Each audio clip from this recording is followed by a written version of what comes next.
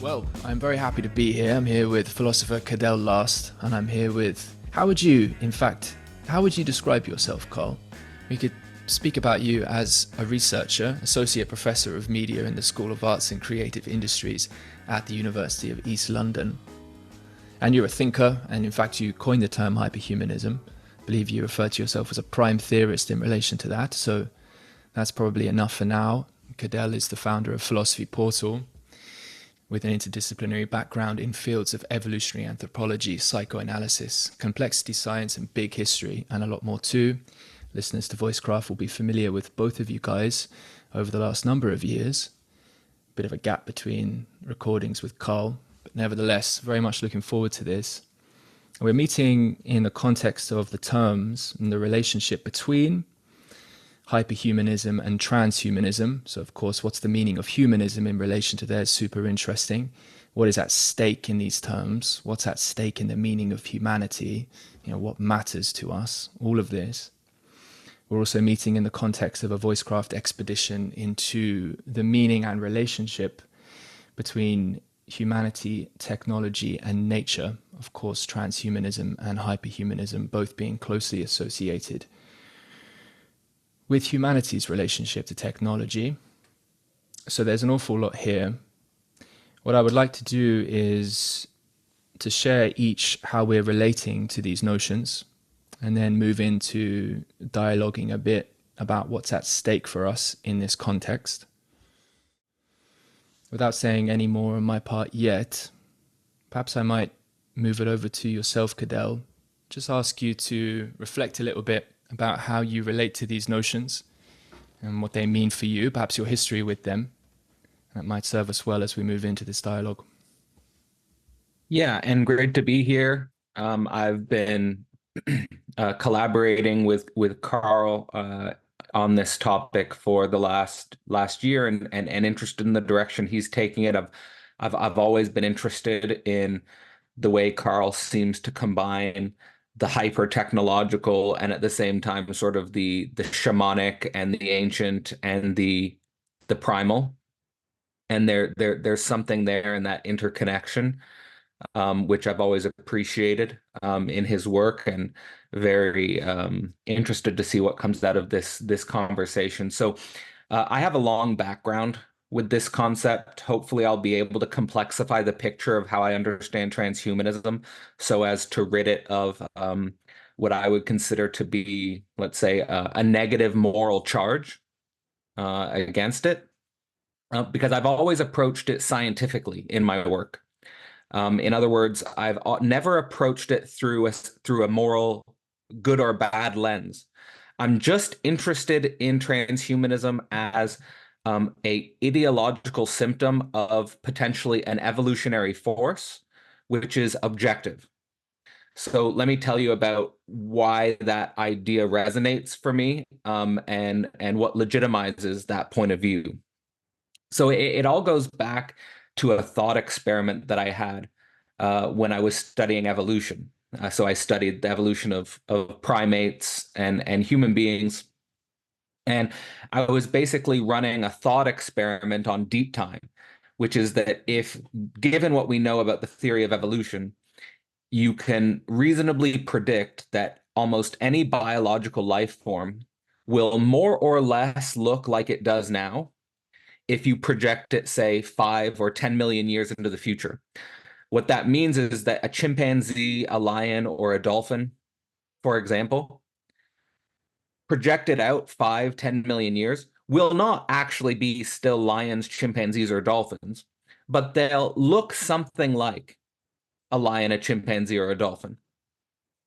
Just in the same way as if you go back in time 5 million years, you won't find chimpanzees, but you'll find something that looks like the ancestor of a chimpanzee.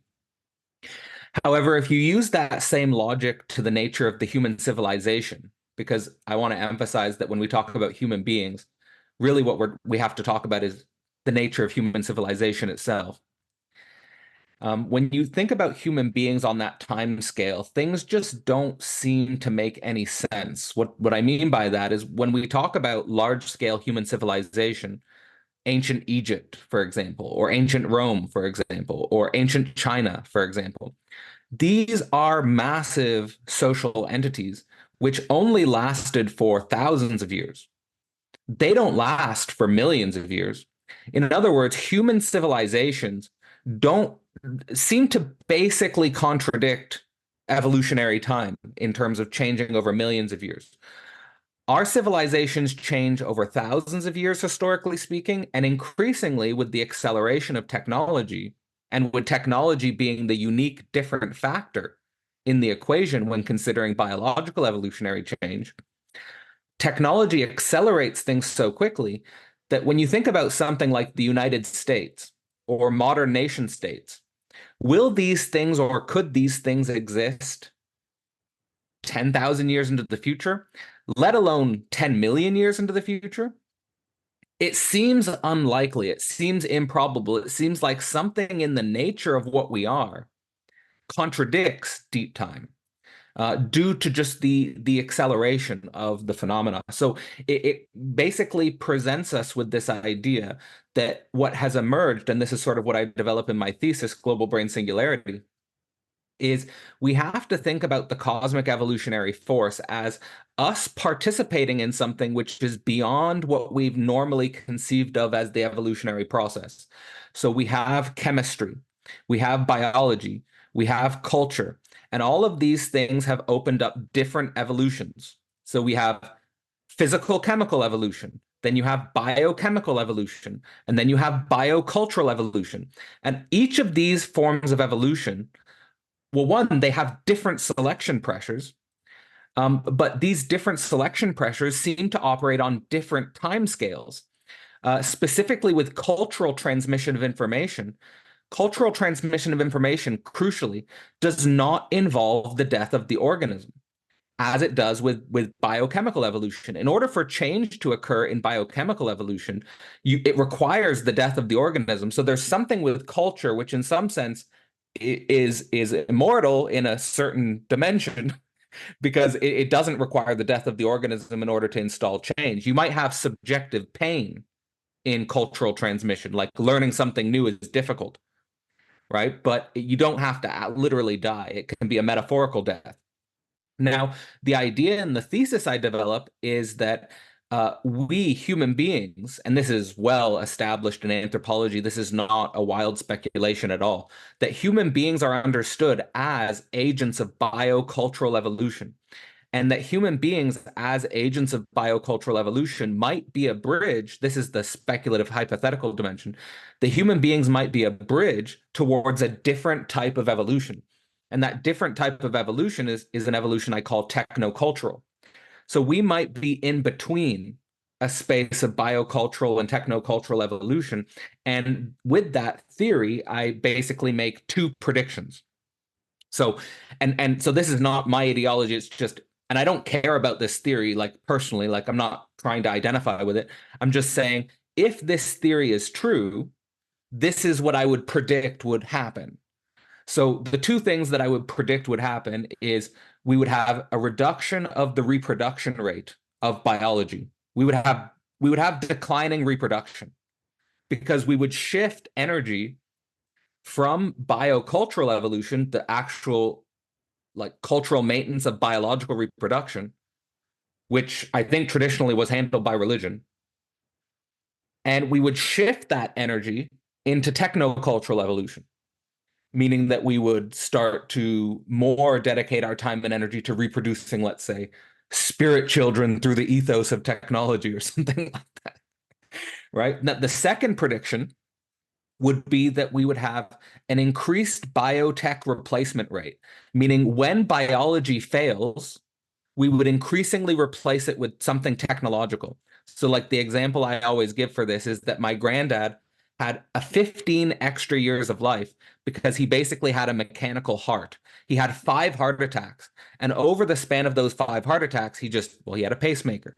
And what's a pacemaker? Well, it's a technology that's keeping his heart alive artificially. So the prediction would be, again, less energy dedicated to biological reproduction and increased replacement rate of technology with failed biology. right? And so is that, so that like basically those are the predictions of the theory. Will that continue to happen? And I view basically the ideologies, like the different humanisms, like whatever different humanism you want to pick.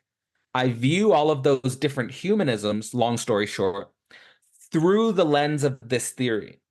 Like, because all of these different ideologies, whether they're humanism, whether they're transhumanism, whether they're meta-humanism, whether they're hyperhuman, whatever the humanism, these are different ways human beings are trying to interpret a major evolutionary transition that's underway. And we don't, and here's the most honest statement. We do, and I could go into detail about the specific ideology of transhumanism because I studied that in great detail. But we, in all honesty, we don't know what's happening, and there's no way, philosophically, there's no way to know what's going to exist 100 years from now, or 10,000 years from now, or 10 million years from now, from our evolutionary process, and that's distinct, totally distinct from, let's say, physicochemical evolution. Because with physicochemical evolution, we kind of do know what Mars is going to be doing in 3 million years. We kind of do know what the Andromeda galaxy will be doing in 3 million years. We have no clue whatever our evolutionary process is doing will be up to in 3 million years. And that's the fantastic mystery of it all. Yeah, thank you for that, Cadell. There's so much there, and it's a great introduction. Carl, if we move over to you now, just for this initial part, just so you can share a little bit how you relate to these terms, and obviously hyperhumanism in particular, that would be awesome. Yeah, thanks, Tim, and thanks, Cadell, for a fantastic overview there of the post-biological era that we are supposedly going into. And I'm fascinated by, this idea that we can't predict the future, but I firmly believe we can invent it. And that's really my sort of hope that, that humans are extremely bizarre things, as Cadell's pointed out. We sort of stand apart from the rest of creation, if you like. And maybe a good place to start is to go through those different types of humanism. So humanism, I think, started us off and sort of made a categorical error by sort of saying we are the apex creature. We are the top of the pie in terms of the food chain and intelligence and all the rest of it. But I think that if we look at how that's panned out, and how we seem to have destroyed almost every other species, and how we are witnessing, so many forms of crises, and most of which are caused by us. And then we look underneath the ground and see the mycelium just busily working away and sharing when they're in abundance, and doing the exact opposite of what we're doing in our capitalist sort of rigged systems. I think that intelligence isn't with us, even though we have the potential to maybe go post-biological, and maybe we are the bridge in between this sort of biological and post-biological era. I think that we still need to look back to these, as Cadell rightly says, to look back to these humanisms, look at them through as a lens through where we may go. So humanism, I think, interesting, but error, full of error. Then post-humanism is like the human project's already done. And you can see a lot of evidence that people firmly believe that. People already believe that they're a waste of space because of AI coming in, and they think AI is this sentient other, when in fact there is no AI. It's literally just machine learning, which we have invented. And machine learning certainly is not sentient, and it does a fantastic mimicry of sentience. And I think that that's why people are starting to lose their minds and starting to feel redundant. I mean, even if I'm talking to my students and showing them these are the things that are now possible, they don't actually want to hear it. And you can see even in the Gen Zers, there's this return to a sort of Luddite perspective where they really don't want, they're going down a dumb phone route.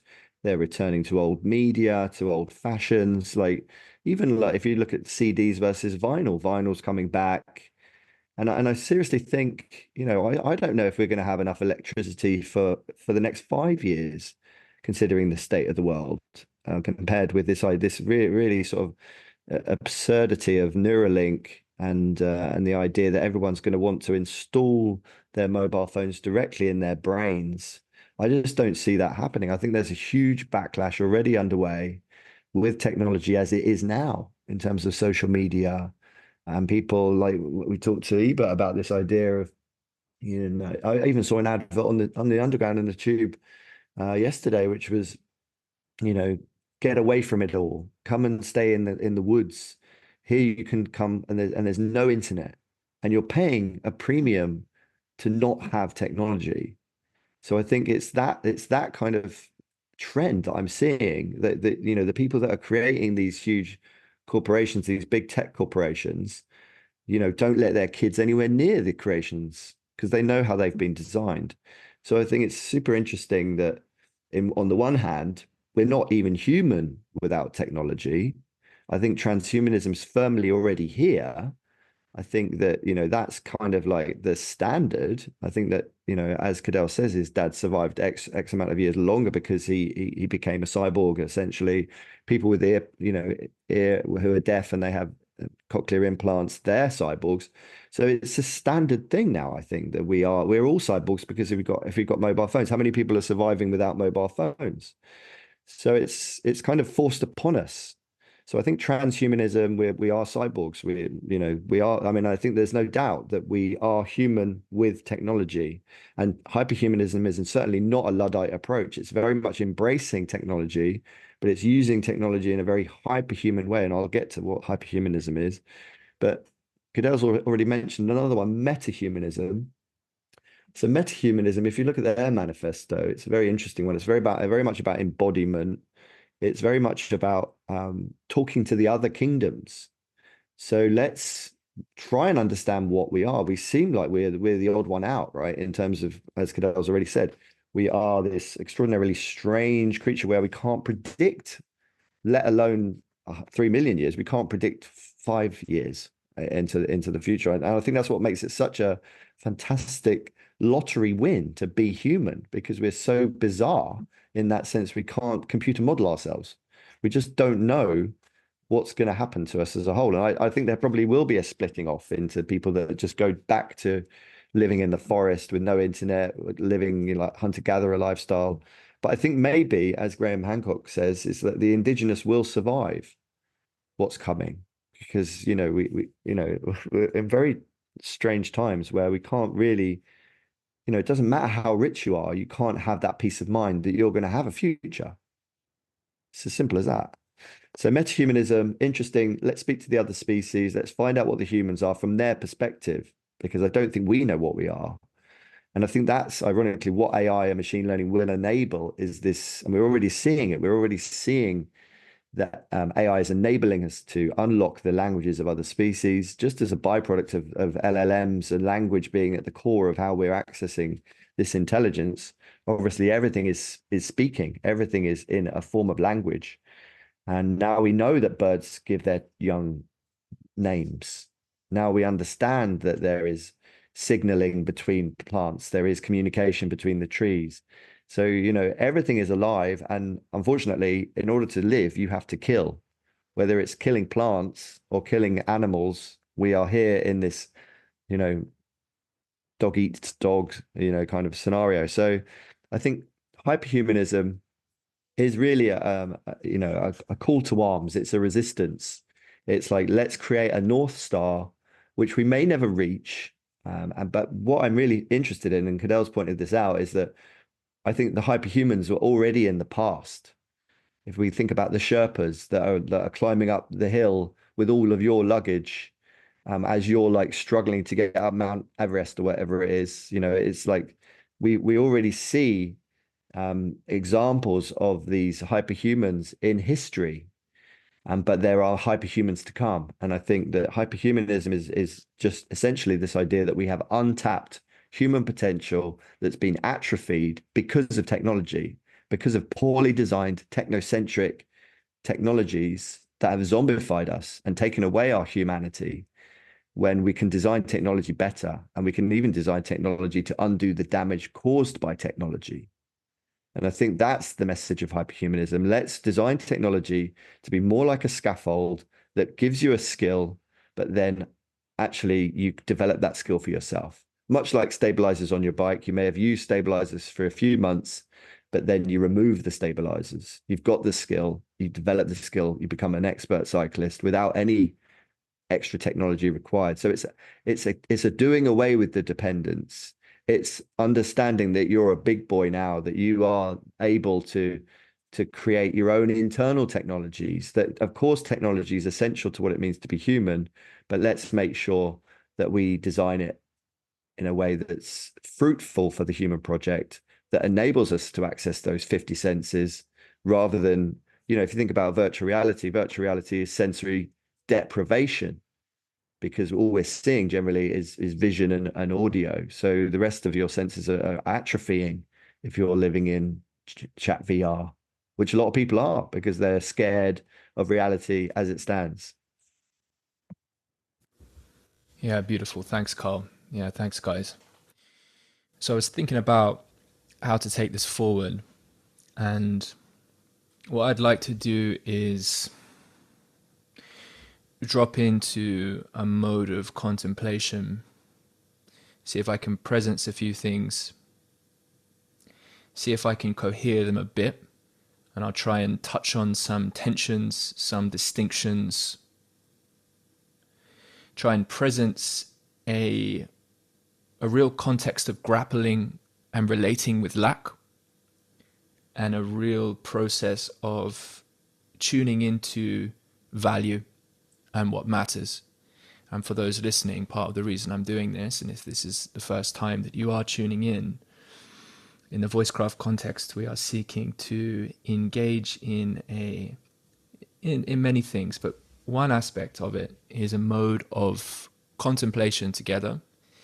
And it can involve, and often does need to, drop into an atmosphere of uncertainty and a real relating with the question on the very pulse of the relation between knowing and deep uncertainty.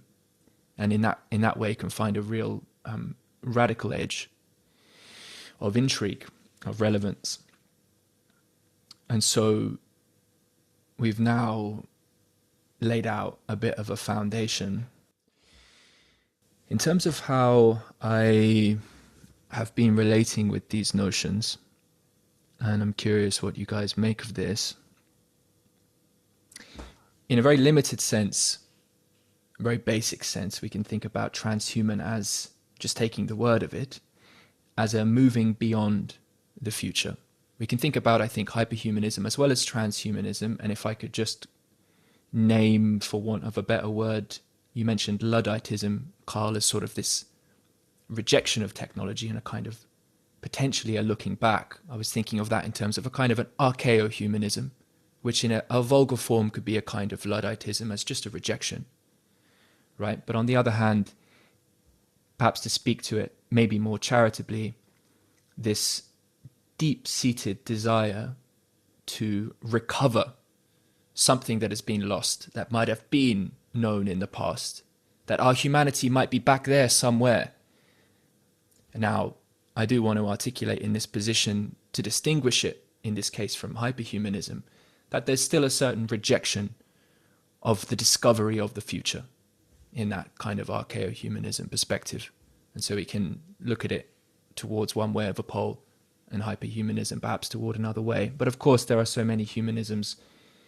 Be talking to Zach Stein, Mark Gaffney at some point in the future, they're talking about cosmoerotic humanism, where fundamentally they're considering what we are here together as well, which is this relationship that I think Cadell spoke to very well, which could be framed on the one hand, we could think about evolution, and Cadell's articulating the various types of, some people would use the language of emergence for sure, but certainly that there's a new sort of event in reality, chemistry, biology moving into culture, and evolution is playing out in this different context. and we can't understand it in precisely the same way. So we have evolution and then a kind of perennialism, where we might be thinking there in terms of that which remains, at least in some degree, in continuity, in coherence. But when evolution, obviously, we're relating with change. And so what comes to mind very much for me in relation is this relationship between discovery and recovery. If we take transhumanism, it might be seen as the view, we're actually, rather than thinking in any sense that the future of humanity is to be recaptured or recovered from the past, actually we're looking to move so radically into the future so as to become something totally other. And in its most sort of vulgar version, which I think is more or less how it comes across, it's a kind of very much disembodied. The image I kind of get is something like a corpse moving, holding its own head off to the side, willing to just throw that head into the machine, as though the head was containing all the vitality. There it goes into the machine, even though the body's doing the throwing. It's not even aware of it. And Cadell, you can speak to this, very well from many different perspectives. And so there's a real insistence in the transhumanism of this becoming. We must become something other, meanings to be found in the future. Really, fuck the past, and we'll efface ourselves in order to get there. And there's no real thought that in that becoming something other, we could recover a meaning of human being, that we're needing to reconnect with the history of our evolution. It's a kind of blank slateism in it. And that always concerns me because psychologically speaking, psychoanalytically speaking, it seems profoundly disintegrated. And at this point, I wonder what it is to relate with the beings, what it is to relate with the being of that activity of transhumanism. And you've spoken to it so well, Carl, the various ways that people naturally are coming to reject this. And we can point out many aspects of society which seem to be so deeply in violation of what it is, what it means to be as such, what it is, we can say, to be a human being. So I've said a number of things there, different ways I'm relating to these notions.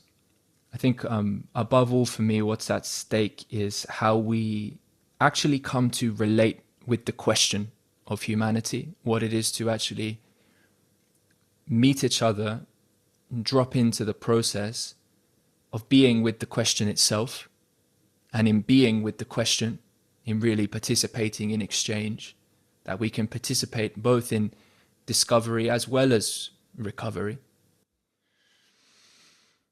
And so there's something about who we bring in ourselves to this discourse, to life, which seems to be deeply necessary and is utterly at stake in the very possibility for coming to relate in a adaptive and healthy way with the future. So thank you for allowing me to speak some of those things.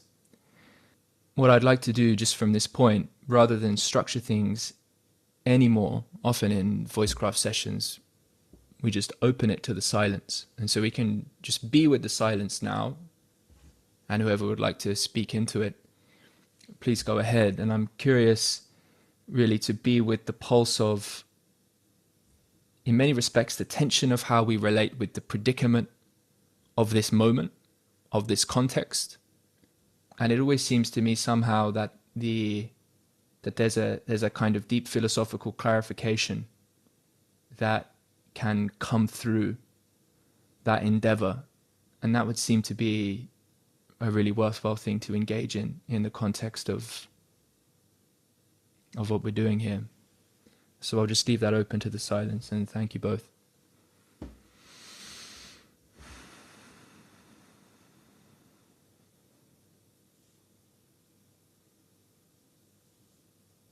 Well, I think I can just offer my initial reflections on on what's been expressed so far, and maybe offer a framing of, let's say, why am I not working for some sort of I don't know, evolutionary think tank, or why am I not continuing to go in this direction of studying this new evolution, let's say. And I think a lot of it has to do with really the ideological speciation event that Carl's talking about. This ideological speciation event, let's say that there's humanism, post-humanism, transhumanism, metahumanism, hyperhumanism. There's probably other distinctions that people are using to make sense of the ontological confusion. And I guess what that brought to me in my own research and studies is the need to return to foundational philosophy. I basically, again, studied the evolutionary angle, and I felt like at a certain moment I had exhausted my capacity to think what was happening through that evolutionary lens, and basically collapsed back into philosophy as well as psychoanalysis. And I could articulate sort of the connecting points between those two epistemologies in relationship to these evolutionary speciation events and what we might be able to think through with these distinctions. The first is that, of course, as I think you'll both be well aware, with starting Philosophy Portal, I kind of have used Hegel as the starting point theoretically for that project. And why is that? So the reason why is because there's a sort of logical transformation that occurs in Hegel's work from the ancient world's logic. So to put it in the simplest of possible terms, the transition that's occurring there is between Aristotle's notion of the human being and Hegel's notion of the human becoming. Basically, Hegel derives a logic of becoming. And this is in some sense to be situated within Hegel's own time. It's not that Hegel's more intelligent than Aristotle. It's not that Hegel's more intelligent than Plato. He always refers to these figures with the utmost care and respect. It's that Hegel's living in some sense, a different time. A new transition, a new meta system in my language had emerged in Hegel's time and had made clear that another form of becoming was at work, that ruptured the notion of what we assume to be human being to its core. In some sense, the logic is a move from a substantive identity of a being to the contradiction of our being. And here, what Hegel's really taking in is the human being's relationship and confrontation with death as generative and positive of something new.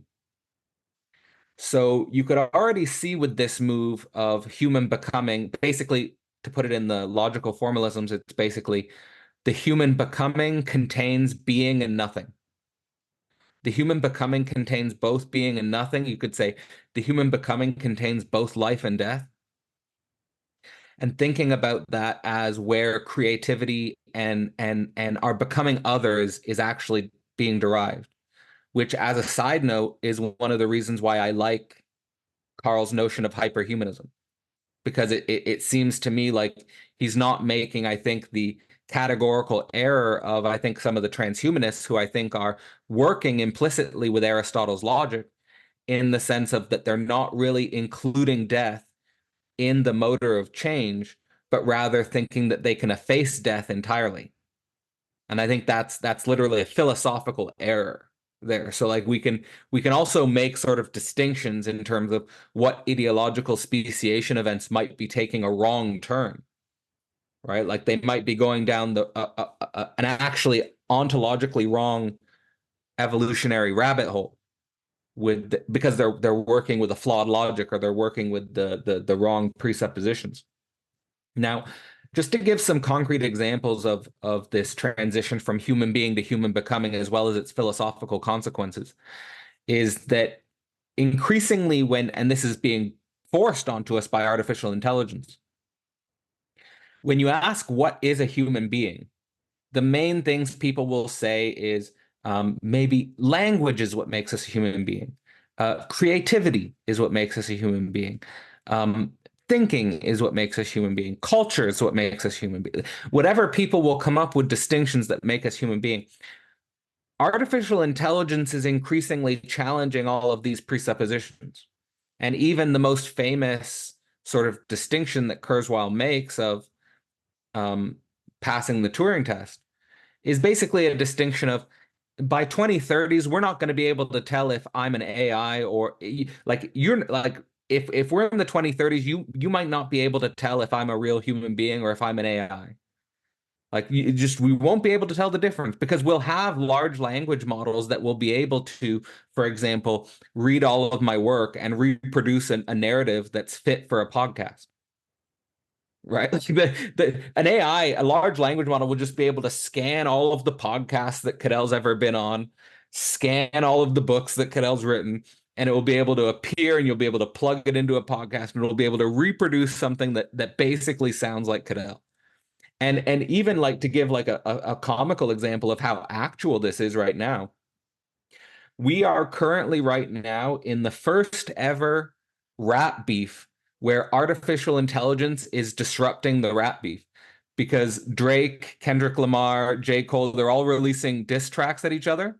And people are also releasing AI diss tracks. And when the AI diss track comes out, there has to be clearances, but like people, like the teams behind these rappers have to affirm, no, this is an AI diss track. I didn't release that diss track. Right? Like it's literally, you can't tell. Like, was that really Drake? No.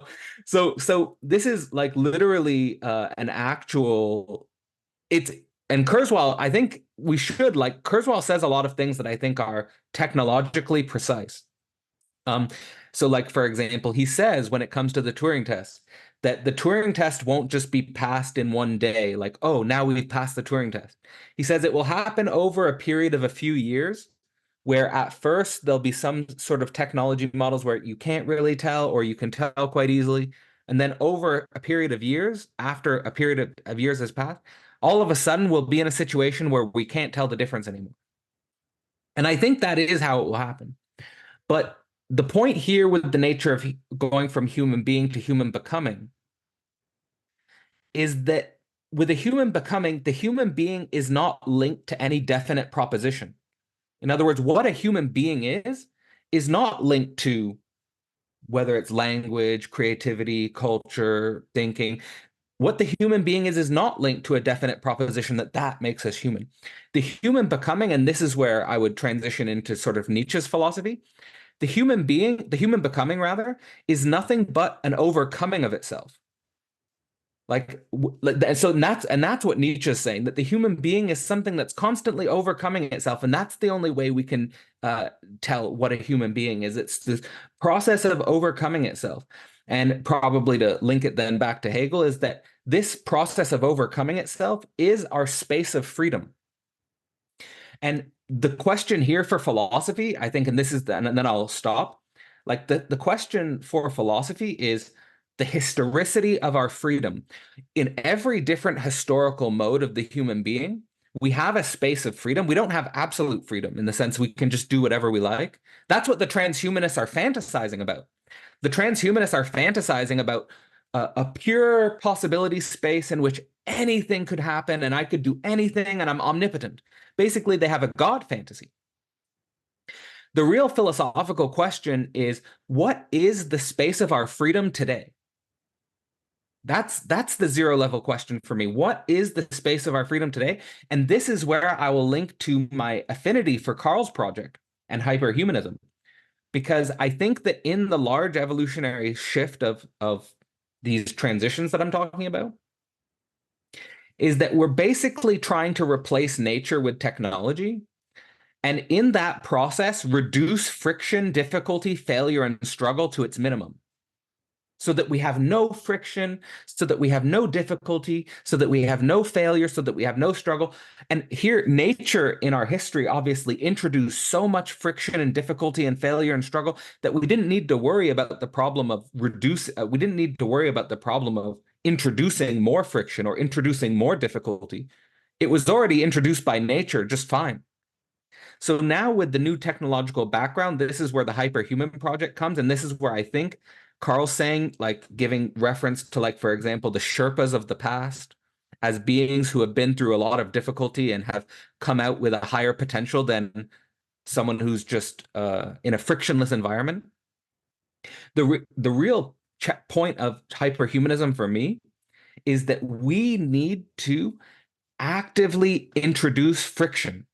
We need to actively introduce difficulty. We need to actively introduce failure to resist both the technological environment's possibility to reduce us to our narcissism and to really open up a new possibility space and really explore the mega historical question: what is our freedom today? Yeah, that's really good, Cadell. I mean, I'll just comment something really quick here. So when it comes to LLMs, it seems like LLMs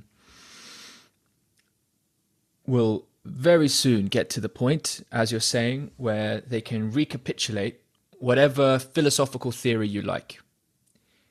But they cannot, from my perspective, and I think it's fairly clear, they are not engaging in the praxis of philosophy.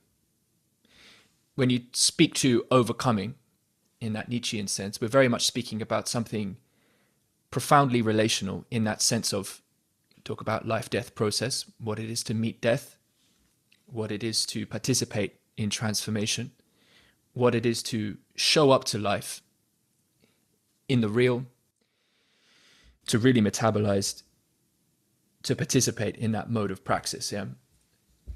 And the point I just like to make in relation to that is, I think it's important to take the perspective of hyperhumanism with respect to our attitude towards technology. But I think it's important to remember that, whether in the mode of philosophy or however we want to articulate, in this case, the meaning of praxis, real participation, that struggle,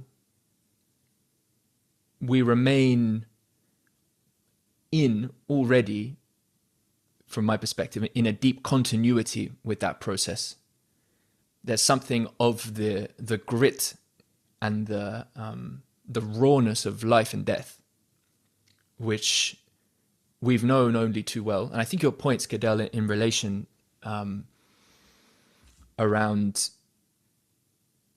that we, in terms of the meta system at the level of techno-culture, that propagation, maybe creativity or transcendence might find more of a form in the propagation of memes, or that, let's say, the embodiment of transcendence at a more noospheric level or something like this, rather than having children. I think that's super interesting, recognizing the ways in which death is showing up differently for us in that regard, and the creative process is showing up differently for us in that regard. I don't want to forget that or reduce that. I think that's extremely important. And yet, nevertheless, I would still contend that for the hyperhuman itself to remain in some coherent calibration, we could say grounding, we could say just continuity of design or support or ennoblement or encouragement, or care for this value, and you pointing to it in the kind of the spirit of the question of the your exact phrasing, Cadell, in terms of thinking the reality of, or the possibilities for our freedom now, something like this, that to me seems very much a relation with, you could talk about that perhaps through the lens of a relation with the question, what can we be in influence with? The nature of influence itself. What is it to realize our influence today? What is it to choose? What is it to struggle with that process?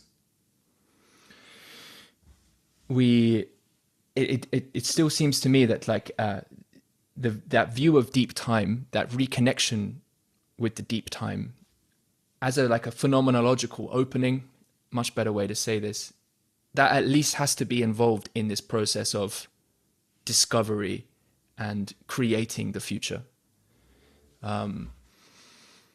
Yeah, we can go back and forth a few times if that's not coming through clearly. No doubt that will need to be said again. But I'm curious how you're relating with this, Carl, unless, Cadell, you feel the need to respond. Well, I just want to say one thing before I let Carl jump in regards to the distinction you're making with the large language models and philosophy, because I just had a conversation yesterday with someone who's exploring this field. In fact, I think you know her, Carl. Her name's Naomi Roth. So I was just discussing with Naomi yesterday something that I think was super insightful in regards to the distinction we need to make with these large language models, which is in line with what you were saying about philosophy. These large language models will be able to reproduce sort of whatever philosophy, but they won't be involved in the struggle to do philosophy as such. And the distinction she was making is this, because she's studying people who are developing intimate relationships with artificial intelligence. The fascinating thing I learned from her was these artificial intelligence bots can reproduce most of what goes on in an intimate partner relationship dialogically. But what it can't do is reproduce the intimate partner conflicts. It can't reproduce the fights. It can't reproduce the struggle of the intimate partner relationship. So again, this is sort of the hyperhumanist point. The hyperhumanist point is actually the reason why we need to say the value of committing to a long-term relationship with an actual other human being is not for the romantic union and the person just mirroring you back to yourself. The point of being in a long-term relationship and the value of that is because it's friggin' difficult and it's the struggle and you're not going to understand each other. And there's just these conflicts that come up where you can actually learn about yourself in a way that you'd never be able to learn about yourself otherwise. So I just wanted to make. Yeah, thanks, Cadell. Such poetry coming out of you today. Really appreciate everything you're saying, and big fan of Naomi as well. So yeah, I think what I'm picking up on a lot of this is that there are these fixed inbuilt mechanisms that we are designed through and by, and I'm really grateful for them. And I think that even if you look at the attempts to solve the longevity problem, I mean, people spending billions trying to sort of like become immortal, it's not working. It seems to just not work, and long may that continue. I think that it's a privilege to get older. It's a privilege to. I think there is a link. I mean, I talk about, maybe not you're not aged 80, but you're at level 80. I think obviously we get more insight as we get older, and it's ironic that we have less energy. So it's this time energy problem again, as Dave talks about from Theory Underground. It's that we have to strive even harder as we get older to maintain what we have, because intellectually we may be getting far greater insights, but yet your body's atrophying. And I think that's the first sort of inbuilt mechanism that we're here to deal with. And then you've got this whole question that Cadell's talked about. Comfort kills what the lack of comfort creates. And it's really a beautiful thing that we have to strive. That if you're very wealthy, you're generally miserable as hell. There seems to be a direct correlation between wealth and misery, and it's not something to strive for. I think to have you know, it's like the squirrel just having an abundance of nuts, but then can't eat them or can never. You can't have two lunches. I think that's the message, and that's the message that we hear loud and clear from the mycelium, that have this entirely different, and to be able to witness that. And I think if we can use technology to, maybe it'll be just, and I'm actually working on a project called the Wood Wide Web, where, you're wearing glasses and then you can just look underneath. Everywhere you walk is this intelligence. So I think that what the transhumanists are doing is creating Wally's world. They're creating this paradox of choice, is, that you have so much choice that you don't know what to do. You're paralyzed. So I think this possibility space needs to be constrained in order for you to really thrive. It's like the best musicians, some of the richer musicians will buy all the equipment, but yet their work is nowhere near as good as somebody that's only got one piece of equipment that they really know how to use really, really well, and they become a master at that one thing. So I think that, the other inbuilt mechanism is that we learn more through our mistakes than our successes. And then you see people like David Pearce talk about paradise engineering, that all we need to focus on is bliss, but our potential for experiencing pleasure is massively smaller than our potential to experience pain. And I think that's because we benefit more through our struggle, through our striving, and this whole idea of owning things. I mean, I've got a massive record collection. And it's around 10,000 strong in terms of vinyls. But it's interesting having a collection of anything of 10,000 items, because then you start to question, my God, I'm only here for 30,000 days. And this brings me on to my work with Cadell. So I'm writing a chapter about in the new anthology that Cadell's publishing on my journaling practice, which turns out to be quite a Hegelian process of this feedback loop. So it's a fascinating thing to journal, and I don't know how, I really recommend all your listeners to journal, but maybe not just journal about when you're happy, but also journal when you're miserable. Make sure you don't I think that people on antidepressants, for instance, are in a really unfortunate position because they can't experience the extremes anymore. They can only experience this sort of very shallow, middle of the road, and you can't even orgasm apparently on antidepressants, and that doesn't surprise me. So I think that what we need to be doing is creating these feedback loops, and journaling is a great way of creating this feedback loop where you force yourself to live, you force yourself to have new material. So I write my journal from three levels, three in these structured ways. So I write content, what I did, context, what I felt, and concepts, what I thought. So it's the doing, it's the feeling, it's the thinking. These different structures are also captured in different ways, in different modalities. So the thinking is always handwritten, because I think that there's something about, again, this comes to the hyperhuman. We need to not lose the art of handwriting, because it's the embodiment of your ideation. It's the embodiment of your thinking. The context is all captured through my photography and my videoing of things. And then my content's just a massive Word document. There's a digital database of everything I've ever done. And I've literally written my entire life, 36 years now of writing. So I started when I was 15. And it's an incredible tool. And people have always tried to push me to say, don't do it. This is dangerous. You're going to outsource your memory. But then I point to them. I point to the advantages that I have.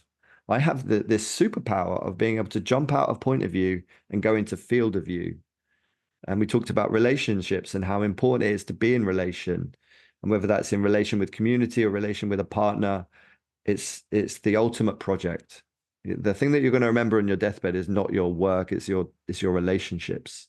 And I think that they house the real work. And I notice when I'm in relationship, because my mirror enables me to have much more reflective shine, as Hegel talks about it, that I'm able to really dive into this reflection because I have a mirror.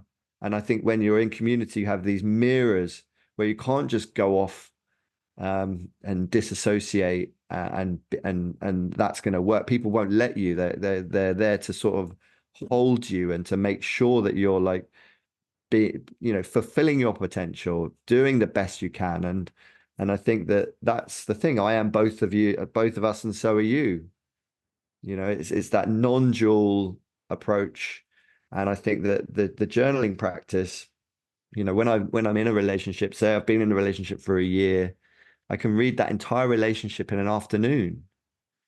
And it's a fascinating thing to get this bird's eye view, to turn that landscape into that relationship into a landscape where I'm able to see patterns emerge, where I'm able to see these mistakes being made over and over again. And I think it also shows you that you're not in a linear progress like the transhumans want to believe, that we're just continuously striving. No, we're in a spiral, and we continuously go through this spiral, repeating history, and in this cyclical nature, going back to the same problems over and over again until we resolve them. And I think that that's a beautiful thing as well, that there's no linear progress, and that we should embrace the fact that we are in a death spiral, that death is essential for us to be regenerative, for us to have any kind of impetus to get anything done. And I think that that's what drives me. It's this idea that it's a privilege to die. And I've even had warnings about turning my diary, which is the perfect data set, if you think about it, for an AI, because I've got all of those conceptual layers. But I've been warned off it in a full-on lucid dream, which lasted 8 hours, where I was basically shown, if you create this sentience, if you actually do create this version of yourself, that version won't be able to die. And that was horrific, because I think death may well be a huge expansion of consciousness, and we may not know. When nobody comes back to tell us, but that's for a reason. I think that there's a secret in death, and I'm with my work with the psychedelic realms. When I go into Imperial College and I have my brain scanned whilst being injected with DMT, what we can see from those scans is that I'm dreaming, that I'm in a dreamlike state. And when I go into the Great Pyramid, and we hire the pyramid every year, when we do our brain scans in there, we're asleep whilst awake. We're in a lucid dream. We're dreaming. So what is this golden thread between the psychedelics, the sacred sites? How do these sacred sites put us into this liminal state? Why is it that when we're wanting to really be creative, we sleep on it? We have a problem, we go to bed and we sleep on it. I've got my notebook ready for when I wake up, because I'm scrambling to get the ideas down, because they're delivered to me in that dreamlike state. And when you're asleep, your brain's actually more active than when you're awake. So maybe what we're doing here in this dream is maybe the real life is in the dreamlike space, and all we do in life is just exhaust ourselves to go to sleep, to have our real experience. And then the death, I think the death is mirrored there in this dreaming, that maybe death isn't what we think it is. Maybe death is, in my experience, and I've had a life review, I've had these insights in a near-death experience, where actually what you get in the death state is very similar to what I get in my journaling practice, which is this ability to go into other things. So in my journaling, I'm really able to analyze, and I'm really able to go back into things in a way that I don't have time in the real, in the moment. Everyone talks about being in the moment as if there's no advantage to not being in the moment, but I think there's plenty of advantages. And in the death state, my insight is that if you've done harm to somebody, you will, in the death state, be them and you at the same time in this double consciousness. And therefore there is no escape. We are in a learning gym. We are in this, I was going to say simulation. We are in this space, and I don't think it is a simulation. I think it's very organic. I think it's extremely valuable, and everything we do here, we reflect upon, I think, in the death space. Maybe it is just in the 40 days in the bardo, as the Tibetans tell us in their thinking on this. But I think that there's a lot to be said about learning to die before you die. This seems to be an art, and I think that dreaming and dream yoga, the practice of having lucid dreams, the practice of having nested dreams, when you fall asleep inside a dream and you wake up inside the dream, but you're still asleep. And people talk about having multiple nested layers in this kind of inception, and they're the masters, the people that are training in their dreams. I know people that do Tai Chi in their dreams, but in order to really do Tai Chi in your dream, the first time you'll try it, you'll float off the ground because you haven't installed gravity. So this is the true context engineering, where you have to create the entire environment. This is why dreamlike states are very much about the hyperhuman. And there are now technologies that are the transhuman version of dreaming, where you can wear a device there's something called Halo that's coming out, which will give you the ability to have lucid dreams because it's transcranial stimulation. It's the typical Western, let's just go in there with full brute force, use electricity to override the work that we actually need to do. And it comes back to what Cadell was saying, we need to build friction back in. We need to do the work to get to the point where we are learning how to dream before we die, because these are the real spaces where we practice our humanity. I mean, I want to make just a few distinctions that I think would help us make an Iron Man argument for the distinction between transhumanism and hyperhumanism, so that we're not straw manning something that doesn't exist. The first is, I just want to make two distinctions. The first is that I don't think the transhumanists are thinking in a linear way. That's the first. So I want to say how the transhumanists are thinking. So to me, they go from the circle to the line, right? So the circle would be like organic life. It just repeats generation after generation after generation, life and death, a circle. The circle of life, the circle of life that just goes on forever.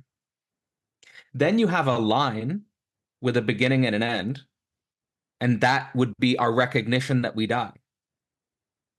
Like, and you could even say in relationship to other, like, for example, it's a fascinating topic, a primatological study of death, like about how chimpanzees react to death. Like they do react to death, but it's not, they don't bury their dead.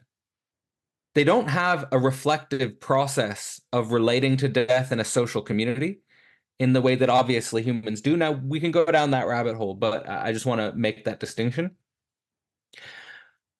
The zero level signifier for the transhumanists is the exponential. That the linear goes to the exponential. And the exponential is like this line that curves. So like we can even think about this in regards to like general relativity in physics. There's this line that curves into infinity. And then the mystery is what happens at infinity, right? Just in the same way that in general relativity, like what happens beyond the event horizon of a black hole? What happens in a black hole? Like what's going on there? This is still sort of a philosophical mystery. So I just want to say that there's this circle to the line to the exponential, which the transhumanists are pointing towards. And then the second distinction is, it seems to me the main difference between transhumanism and hyperhumanism is that the transhumanists claim that the ultimate overcoming is the overcoming of death. And the hyperhumanists would say that the ultimate overcoming is inclusive of death. So it's whether or not we exclude or we include death. And what's the right path there? Do we include it? Do we exclude it?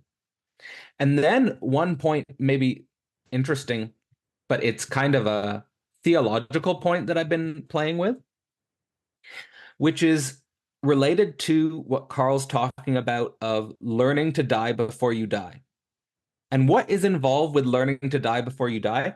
Because I don't know about you guys, but in my personal reflections on death, I'm actually not too concerned about the afterlife, like whether or not I live on in the afterlife. Like that doesn't emotionally concern me too much. My thought naturally doesn't seem to care too much. I share that. What really concerns me and what really feels bad is to be excluded from something socially. Like, either to be excluded from something socially is like a social death, or to exclude someone socially. Like when I can't include someone, right? I experience that as painful. But there's this point, and I think this is the theological point, that I think theologically, I don't know if people are too concerned about whether or not the metaphysics about the fate of your soul after you die. It's more, it seems to me, especially when you study denominational conflicts between different religious groups, it seems to all be about whether or not I'm included in the right social group. Like, am I included in the Protestant group? Am I included in the Catholic group? Am I included in the Orthodox group? Or am I excluded from these groups? Or in just social, or if you just think about in romantic social life, being rejected from someone, or having to reject someone. That this, to me, the crucial distinction there is to learn to die before you die means being able to withstand social death, meaning social betrayal, violence, being excluded from something you would like to be included in, or excluding someone that you can't include. And I wonder if that is the hyperhumanist path. The hyperhumanist path is being able to die before you die in a way that you can navigate these social tensions in a higher order way than humans have before. Because clearly these tensions are where I think people spend most of their mental energy in negative spirals about this process. Yeah, I think that's really good. There's something about referencing it there as a kind of the social exclusion can happen upon our death, and I think that's a really productive movement to recognize that we can cultivate, and indeed really must cultivate, a capacity to relate with the including and excluding dynamics of human culture, the transformations of relationship. It's part of maturation in some critical sense as well. You can no longer be included in your high school year 12 class because now you're a year older and that's for a different group. Okay, you got to move on. So there's something very much in the notion of maturation there, which I think rings very true. On the transhumanist perspective, to, I think, speak to that appropriately, I'm kind of making a link there between that same thought you're expressing and that fascination and almost, I will use the language of fetish, with the event horizon. Now, past that event horizon, it's not a belief in, as I see it playing out, there's it's not an ambivalence about the event horizon. It's a pretty definitively held view that there's a good here. That's a good idea, all right? It's a question for humanity. We want to go that way, okay? And there's a certain, in that space, there's this kind of, in my opinion, again, I don't think it's a straw man, but a kind of a naive attitude towards the fulfillment of all possible relation. You could look at it like that. You can have any experience you like, essentially, right? You can be everywhere, do everything. You mentioning in terms of the participating in the omniscient, in something like that, the omnipotent, and these types of things. And I think Carl's very much right to sort of point out the lack of, let's say, struggle, suffering in relation there, and what can be lost. And you brought up Cadell as well, the significant, like the LLMs not being able to reproduce, the struggle in that regard, the real contact, really, like the critic, like it's crucial for the contact of being in relation as such. So the very notion of coherence itself becomes lost. And in that movement towards a singularity, there's not only is there a fetish with what I just described, but there's like in that movement, there's a dissociation from remaining in contact with essentially like the mode of affirmation of life. We could talk about it through the lens of Lack. I think is super important, really, the language of Lack, to really address this properly. That dying before you die, in this sense, almost, maybe too simplified, becomes the other side of the coin, is just the affirmation of life. An image that really has really borne me along like a dream in my own life is an image of myself at an older age, taking a step out the door of a beautiful home, and inside I see lots of people, and they're engaging, and they're in a sense familial, but it's certainly communal. And there's vitality there. There's different ages and people, and there's vitality, and that vitality is so totally happening without my presence in it. I've just left. Now maybe I leave the door ajar because I'm off to the cliff to sit, and maybe it's my time to leave. But there's something about the in a sense, like the real appreciation for what is, like to really appreciate what is, does become a relation with that greater than. When Carl's saying this, I am both of us and so are you, part of at least how I relate to that phenomenologically and in the experience I've had of what it is to meet death again, there's a way of relating with that can also be phrased not just through the kind of the grittiness of struggle. I think that's super critical, right? But there's also a grace. There's also a grace to be with tension. Struggle's a way of being with tension. There's a graceful way of being with tension. And in terms of this question of freedom, what is it there to be free with? Not going to cram all this into the mode of conversation as something which I think can actually stimulate the kind of, now not without having done the studies or calling myself a scientist, I'm not going to claim that certain modes of interaction, communication, conversation can elicit the same states as certain kinds of dreaming. But I would speculate that there's a lot of, through the meeting of a depth of real transformative exchange, being open to real relation with the question, really showing up to the process of understanding, really listening. You can imagine, what is it? I mean, I don't want to necessarily use the example of a guru here. Just take any old teacher, of course, guru meaning that, but we have a lot of other baggage associated. Sometimes when you encounter someone, people hear someone speak and they get totally enraptured by it. Now, I'm not suggesting that's the right way to listen, but to a certain degree, giving oneself over to that kind of understanding, the images painted, the mind, the worldview, the possibility, the potential that's depicted in that communication, in that expression, what that affords the perception of the listener is profoundly transformative, can be profoundly transformative. You could look at that as a kind of death, because all of a sudden now I was on this one track and now I'm no longer recognizable to myself because I've been opened up to a way of seeing, and that way of seeing now and my attitude, how I can expand into that space, that's just a different being now. It's a different being, but it's now, what is it to really enter exchange, like ethically, appropriately, right? Now I will come back to arguing for the participation in the craft of that understanding, in the communication, so as to remain in some critical degree participating in the transformation, not just being borne along by it, not being whisked away into some, utterly unknown at the behest of someone who might be more on the side of manipulating that context.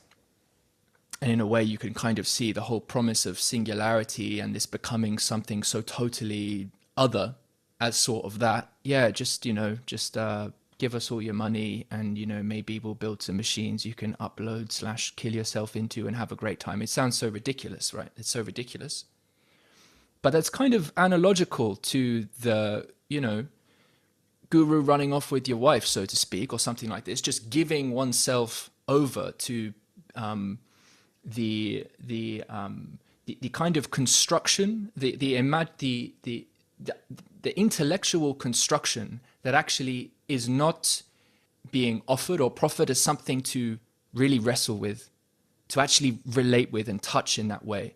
And so there's much more we can both, I'm losing a bit of the grace element there, but I think this is partly where you know, in the context of hyperhumanism and the kind of technologies that can be developed, and I love, like, Carl, your term of contextology.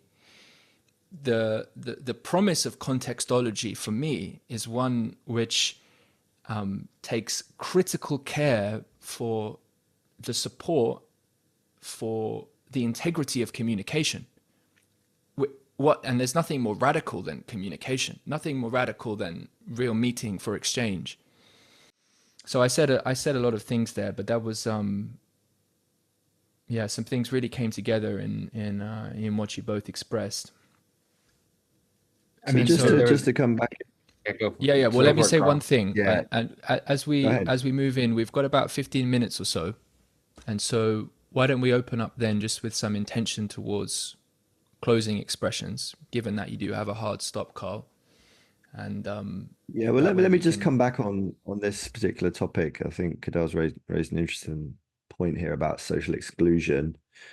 And if you haven't heard the term TESCREAL, then you should know about it. But it's this 7 ideologies, so it's an acronym. I'm not going to go through all of them, but there's 2 parts to it that are interesting to this question, which is effective altruism and long-termism. So effective altruism is this idea that we should be using our resources to do the most good for the most people. And a while ago, that was mosquito nets, so that we should all put money into mosquito nets because that was killing the most people. Now it's this idea of creating real AI, and then long-termism is this belief that we should focus on the long-term future rather than the short term. So even if you combine those 2 things, and Bostrom's really at the heart of a lot of this thinking, and he's being used as a bit of an excuse by these big tech companies and people like Musk to really just get us to Mars and create AI. And it doesn't matter what happens to humans. So I think this idea of social exclusion, we as humans are being excluded from this challenge, from this vision of the future.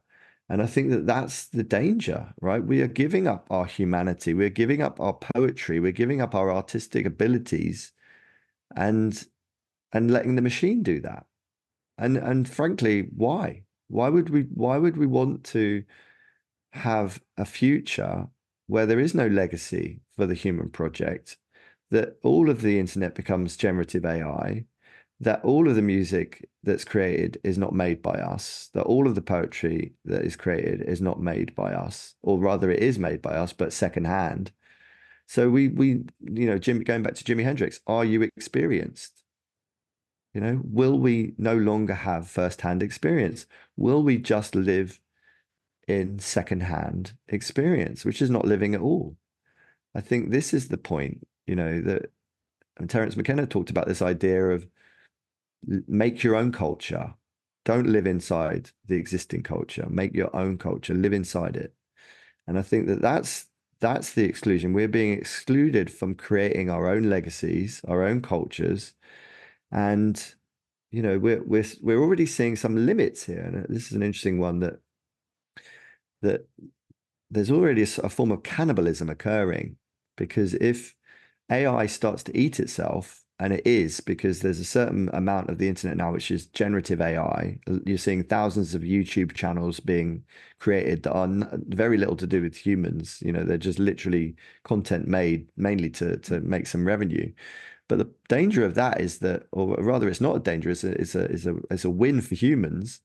Is that when AI starts to eat itself, when it starts to, if your language learning model is based around the internet, and the internet is the model that you're training it on, then it starts to hallucinate when it eats its own content. And therefore, there is a real need for human, fresh creativity for AI to flourish. So it is this symbiotic relationship that needs to be maintained. In order for AI to develop, it needs humans, because it is based on all of human culture after all. So I think that's a big message that we need to sing and dance about in order to counter what Gerard Lanier is talking about. It's not the AI that's the problem, it's the way we perceive it. and we will go mad from thinking that we have no place, that we are cancelled as humanity. And I think that it's echoed in things like hikikomori, the hikikomori, right? I mean, in Japan, I was there in 2015, 500,000 young Japanese men already excluding themselves from society because they just deem it too hard. And now all of us are experiencing that sensation of, should I become hikikomori? Should I retreat to the cave? Because it's become too hard for all of us. And that's because the cost of living is going straight through the roof, and your wages aren't echoing that. So nobody can afford anything anymore. Even being a tenured professor, I still don't have enough money to save any money. So how the hell does anyone else survive? So it's that idea that we need to context engineer, we need ontological design, we need to create a new economy where we focus on our subjectivity, where we focus on what we can do as humans, what will not be replaceable. And it's not all about intelligence. There's plenty of things, as Cadell says, it's the fights, it's the stuff that's the nitty gritty, it's the very humanness that will never be replaced, which I think is a brilliant message for hyperhumanism. Fantastic. Yeah, so just building off of what Carl's saying, because I think a lot of what Carl's saying there, especially in his closing one, is really generative for the future of thinking on this topic. So the first thing is that we should not exclude from our analysis of transhumanism the socioeconomic and socio-political, or the political economic dimension of the conversation, and specifically that all of this technology is being generated within the horizon of neoliberal capitalism, and that when we bring into the equation Marxist theory, what we are bringing into the equation is class difference and class conflict. And precisely when Carl's talking about social exclusion on the level of building colonies on Mars, or even billionaires building bunkers on islands away from the main human body, this is a symptom of neoliberal capitalism, where the hyper rich are, in some sense, running away from the problem of social exclusion, which is the real, I think, dying before you die, which is really recognizing that you are a part of the whole human body. You are a part of the whole of human civilization. You cannot separate yourself off, scission yourself off from this project and upload yourself into a machine interface or something like that. So just thinking about what is the interconnection? This is my theoretical or philosophical question for Carl. What is the interconnection between hyperhumanism and political economy? How can we bring hyperhumanism into a generative conversation with technology beyond neoliberal capitalism, and specifically technology in a socialist context, or technology in a paradigm beyond the capitalist paradigm, or at least sublating the capitalist paradigm? The second point that I want to make in relationship to Carl's notion of AI cannibalism is really an important point, because it allows me to bring in the connection to psychoanalysis that I wanted to bring in earlier, which is that it makes a lot of sense that if the transhumanist visions are disembodied visions, if these are really disembodied visions, which they seem to be, that these visions end in a cannibalistic sort of process, meaning that they sort of they are basically foreclosing the dimension of the unconscious body, on the level of eating, fucking, killing, and they end up eating the other. They end up, and so you basically see that the vision of the disembodied state is actually an incestuous fantasy, and it's wanting to be with the other, where you cannot be excluded. And of course, the primal exclusion, socially speaking, is just the infant with the mother, right? You cannot have the mother. You have to grow up.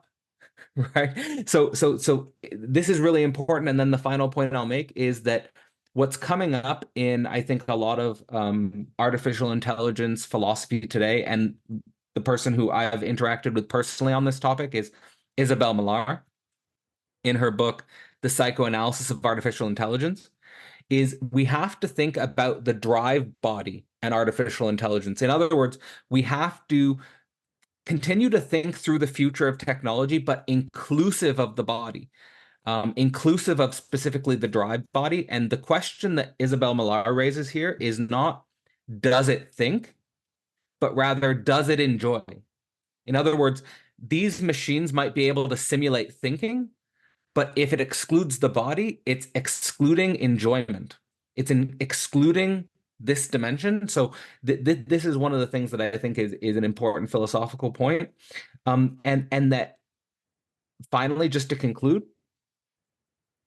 that if we apply psychoanalysis to these tech visions, basically, to my mind, what it brings us to is this structure, which is well identified in psychoanalysis, that our starting condition as humans is the impotent body.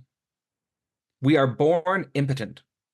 And the danger for the ego is to fantasize of a body that's omnipotent, right? The exact opposite of our starting condition, right? So unless we psychoanalyze the very body within which our minds develop, we run the risk of developing these fantasies which are totally disconnected from any meaningful engagement with the human civilizational body as such.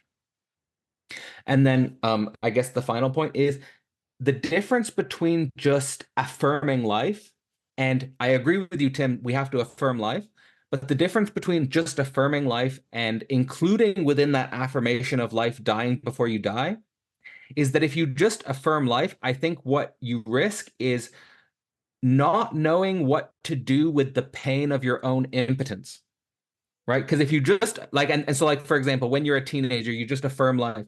Oftentimes you get rejected or you get, something negative happens and you don't know what to do with that negative affect. So I think including within the affirmation of life dying before you die allows you to affirm life inclusive of your own impotence. And I think that's what's crucial. And perhaps because if you think the transhumanists would say, I'm affirming life because they're saying I'm affirming immortality.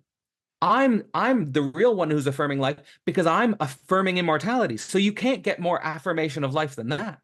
But in fact, it's because they're not including within the dying before they die, that actually their affirmation of life is a fake in some sense. So I'll end there.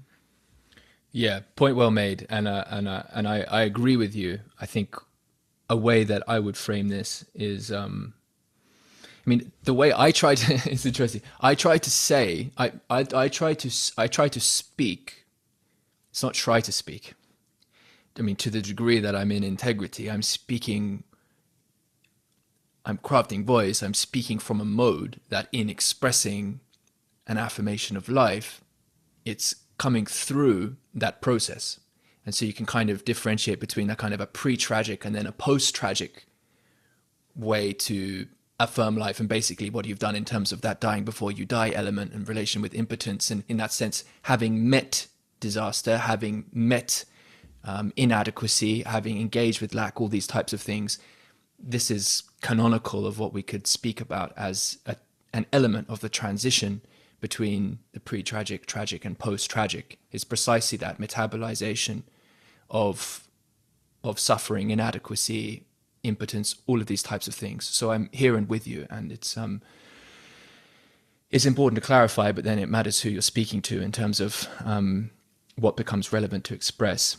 The point that I would make just in closing is a kind of building on what you've each shared here. So I'm actually going to read. It'd be a better way to give a preamble to this. But I'm going to read a very short sentence by a man named Brian Johnson, who I think it's fair to say is a high priest of transhumanism at the moment. I'll include some links to where you can hear him speak. Describes himself as the world's most measured human, which is apt. The sentence is this: when I pose a question to myself, do I want to live or want this or that, I don't trust what I have to say, ever. That's what he said, and he means that, right?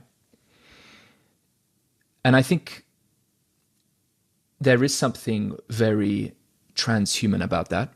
I think in that there is a kind of an abdication. It's an expression of that abdication of that real inquiry, that real wrestle with all those elements you're mentioning, Cadell. Of course, we can speak about the various ways that we delude ourselves. We can speak about it through the lens of cognitive science. But the whole history of philosophy, in some critical sense of what it is to really inquire with the question of who are we, what are we doing here, what is the nature of things, right? And so for me, like where I see like a hope for the hyperhuman, perhaps in the context of what Cadell's inquiring as well, in terms of the economic and the political, we'd have to build a few more things out. But I mentioned communication before. But I think the movement towards supporting the cultivation of trust in communication is deeply hyperhuman, because I think in this loss of complete breakdown, it's immediately self-effacing and contradictory to just say, I don't trust what I have to say ever. There's already built into that a meaning of trust. There's built into that epistemology. There's built into that a sense of needing to measure and what computation can tell me about myself, which is going to be that source of trust. And so I think we have to contend with the predicament of it. A lot of this, like as much as the hyperhuman looks to technology and how we meet the future in that regard, in dedication to life, let's say, and human beings, and the possibility for humanity. But there's also something so fundamental just in that movement of know thyself. And you can approach that through psychoanalysis or various ways. But the meaning of that's been here with us for a very long time. And so, for me, engaging in philosophy in the mode of praxis and the cultivation of real relationship, I mean, these are things which are of the essence of value, and they're not displaced at all by artificial intelligence. They might be dislodged. You could say this or that leads to, but in terms of, there's always that value to recover. I mean, it's just what happens when you show up to what is. There's always a question there. There's always a question. There's always a, how am I relating? What is there to do? What is there to accept? What is there to challenge, And onwards we go. What is there to create? So we have to bring it to a close now. I've really enjoyed this. I hope we can run it back. Can I jump in, Tim, just with one comment from sort of closing comment? I mean, I think, yeah, I mean, it's fascinating. I think both Cadell and I have really gone into transhumanism, maybe started from transhumanism, and yeah, it's great to see that we can reveal the flaws. I think another flaw that hasn't even been touched upon yet is this idea that, a big trope of transhumanism is this idea of uploading your consciousness. And the big elephant in the room is we don't know what consciousness is. It's really that simple. And the more we learn about consciousness, the less we know about it. And it's that whole thing, So I think we're living as if we have the resources of 6 planets. So when we hear about, the transhumanists saying that they're doing an honorable thing by living forever, when you're literally outstaying your welcome, but through this, the biological limits and the resources limits. So I think it's absolutely our birthright to explore our consciousness, and let's explore it by being hyperhuman, by mapping out the technology, the techniques of hyperhumanism, the art of hyperhumanism, the politics, as Cadell, I'd love to have had more time to speak today, but yeah, I think Cadell and I really, we need to talk way more about the politics of hyperhumanism, the science of hyperhumanism, etc., etc. But yeah, it's a North Star. It's something that's endless. And I think that it's something that I'm dedicated to continuing.